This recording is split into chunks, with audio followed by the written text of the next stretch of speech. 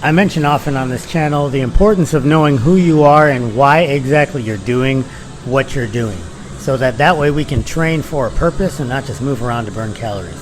So today, I'm going to talk about my why, and that is the pursuit of better health. So what is health? What does that even mean? The World Health Organization defines health as a state of complete mental, physical, and social well-being, and not merely the absence of disease or infirmity. Okay, so that's a pretty solid definition. I like to think of it as the organism as a machine running optimally as intended. We can look at health a couple of different ways as well to further contextualize it.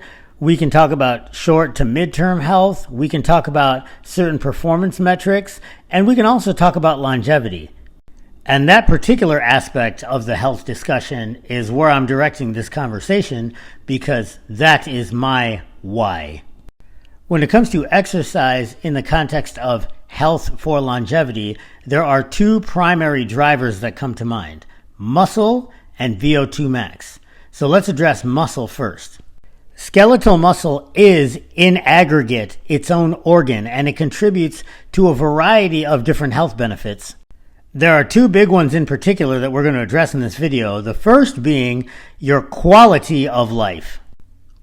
Having more muscle, being stronger, improves your quality of life as you age in a couple of different ways, depending on how you look at it. First and foremost, it makes you more resilient.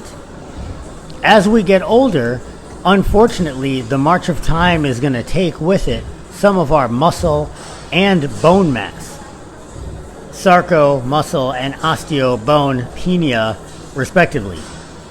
To that point, the most recent literature has suggested, and I've observed myself with anecdote, that it isn't in fact any more difficult to gain muscle when you get older. It's just that with inactivity, you will lose it more precipitously. The same applies to bone and connective tissue. So if you are already not a very strong, not a very robust individual, a car accident, a slip on the ice, a fall down the stairs, and it could be a life-changing event as opposed to something you just get up from. I mean, the only reason why I survived this was a combination of luck and having a lot of extra muscle on me when I got hit. Every doctor that's examined me then and since then has said that I shouldn't even be able to walk, and the only reason why my back wasn't completely destroyed was because of all the muscle that I had on me at the time of that IED. Muscle and bone density matter, folks, a lot. And that's the reason why, even if you're an endurance athlete or aren't into lifting for any kind of strength metrics, you should still do some resistance training, primarily for the health benefits and the quality of life it will afford you as you age. Then the other aspect of resistance training, before we move on to the next thing, the conditioning piece, is glucose management. Unless you're about to use it, like right now, you really don't want a lot of sugar in your blood. That's not a good state to be in. Now our brain and some other things can grab like some change here and there and use that. But when we have a massive influx of energy, say like after a big meal, where do we store all of that so we can use it later? Well, the obvious answer is fat, but we're 2024 humans, right? We don't want to just store everything away as fat as a default, because that whole anti-starvation mechanism isn't really necessary anymore because we have like refrigerators and stuff.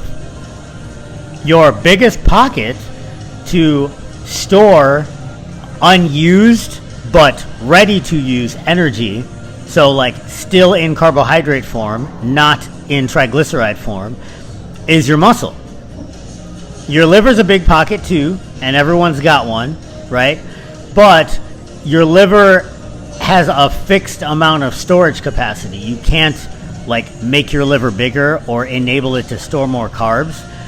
But what you can do is you can increase your muscle mass and have a larger pocket to stash carbs away so they don't need to sit in your blood and poison you, or go through the glycerol phosphate pathway and turn into extra fat that you may or may not use later. Poor glucose management is linked to just about every other comorbidity that comes with aging and or being overweight. It's remarkably insidious how eating too much, too often, will quite literally kill you prematurely once you've institutionalized its practice years down the road. I don't want to get on my soapbox in this video. That's not the point. The point is that one of the easiest ways to just kind of hand wavy, not have to deal with that, is have more muscle. Muscle is like a handy glucose management system that has a built-in calculator that takes the trouble of doing all the guesswork away from you, that also makes you look better and lets you do a bunch of cool things. It's pretty much all upsides until you index a little bit too far towards the muscle building side and have a supraphysiological amount of it. But that's a separate discussion, and that's not going to happen to most of you without the use of PEDs. So it's not worth talking about in this video.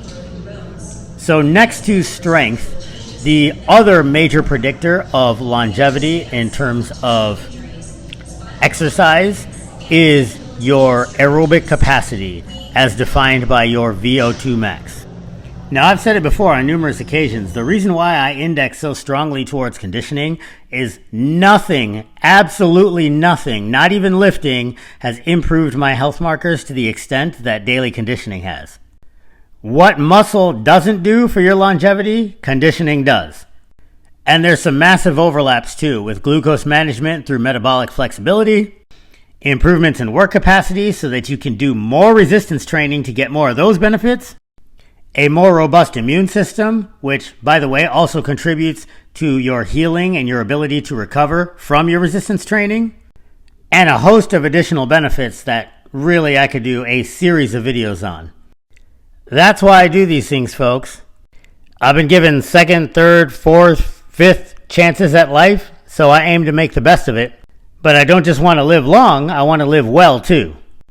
And the way I plan on doing that is by making sure I maintain a decent amount of strength, muscle mass, and bone density, and a high aerobic capacity, which are metrics that I can control with sleep, diet, and exercise.